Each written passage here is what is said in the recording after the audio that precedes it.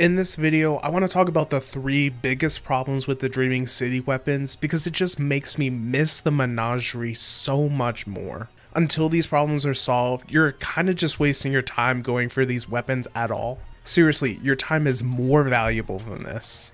Hearing that the Dreaming City's weapons were going to be fully back in the loot pool with non-sunset versions was a happy day.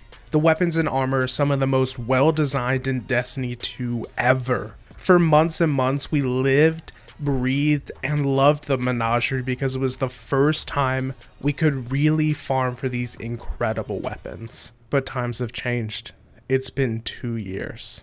With the Forsaken expansion, Destiny dropped its largest expansion ever, and the player base has never been as popular. These Dreaming City weapons were coveted as some of the best drops of that time, before they were sunset of course. What never gets sunset though is the helpful content that I share on Twitter that gets straight to the point. You could go watch someone's 15-minute guide, or you could read one of my quick Twitter threads instead.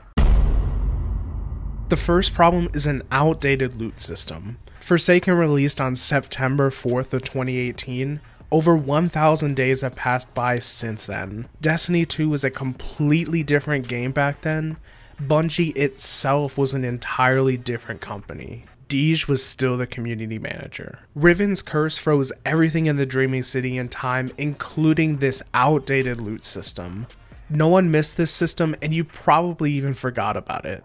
If you don't remember or you weren't around then, this is how bad that system is. First, there are 7 weapons and a full 5-piece armor set that can drop in the Dreaming City, but you only get about a dozen drops a week per character. There was this limit on the number of chances you have each week because the norm back then was Destiny was more of a weekly chore simulator.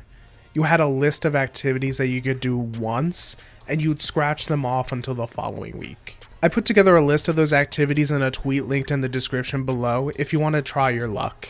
Please retweet that so your friends know where to get gear from.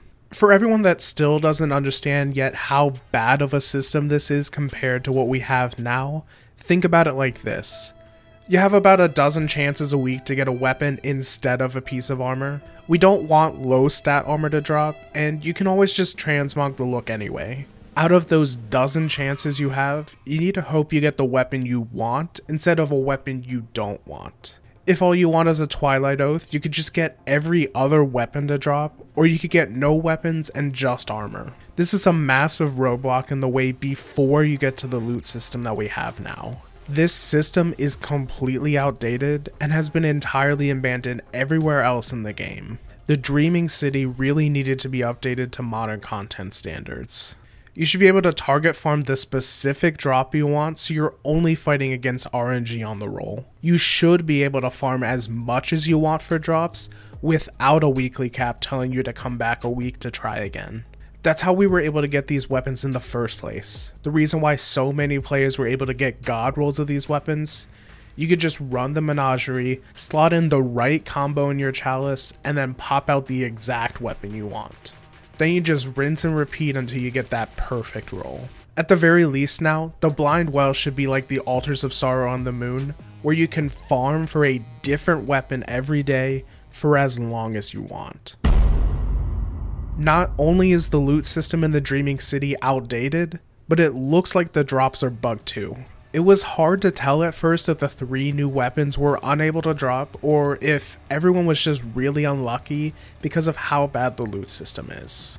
Now that some time has passed and the Bungie help Twitter has confirmed that they're looking into it, it seems like the bug was in the code that was added back on the January 14th TWAB.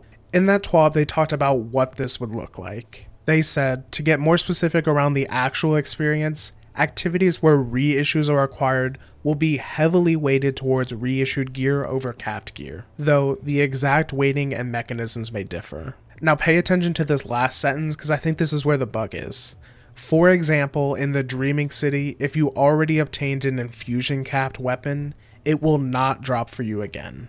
Basically, this makes the Dreaming City's drops prioritize reissued weapons. But what feels like is happening is only Waking Vigil, Sleepless, Retold Tale, and Vouchsafe are being considered reissued gear by the code. This would make sense because some players have actually been able to get one of the 3 recently added weapons, by the Return, Tigerspite, and Twilight Oath. These players were only able to get one because they never had the weapon before. So the game said, hey, I see you've never obtained an infusion cap version of these before.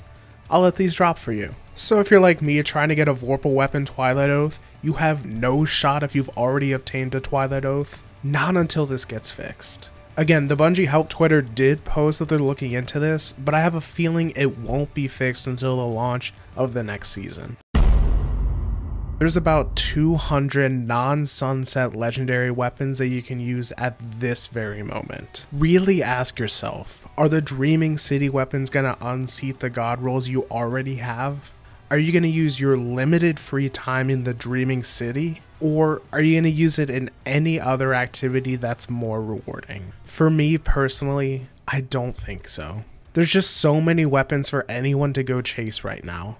There's Crucible, Gambit, Strikes, Nightfalls, Wrathborn Hunts, Overrides, Raids, and more. For the most part, every other activity respects your time more than the Dreaming City. There's nothing really unique about these reissued weapons that make you want to go get them. None of the weapons are meta in PvE or PvP, so there's no urgency to get them. Waking Vigil is a really good 140 RPM, but PvE players can just get a finite impactor from Iron Banner instead. PvP players are using Palindrome or just using the better 120 hand cannons instead. Twilight Oath is truly the most unique out of all of them because it's the only energy rapid fire frame sniper that can roll with Vorpal weapon. But at the same time, rapid fire frames aren't meta and you lose snapshot if you go with Vorpal weapon. So even the best, most unique weapon roll you can get from the Dreaming City just doesn't really compare to everything else you can use instead. All of this is to say that while it's really great that the Dreaming City weapons are re-earnable again, it just probably wasn't the best use of time. Especially when entire planets worth of content is always at risk of getting removed every expansion, like the Dreaming City.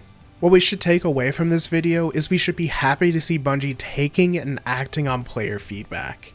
We wanted and asked for these weapons to be reissued, and reissued with new perks instead of farming the exact roles that we already had. I just think this is one of those cases where we as players don't actually want what we're asking for. What we really wanted was for the weapons to be returned, but the Dreaming City itself completely overhauled and updated to current content standards. Which honestly just feels like too much of an ask when that's resources being taken away from making new content. What the Dreaming City shows clearly is how far Destiny has come as an independently owned game. What it shows is that Bungie does listen to players and has made the game better. It just took going back to content stuck in the past to see that.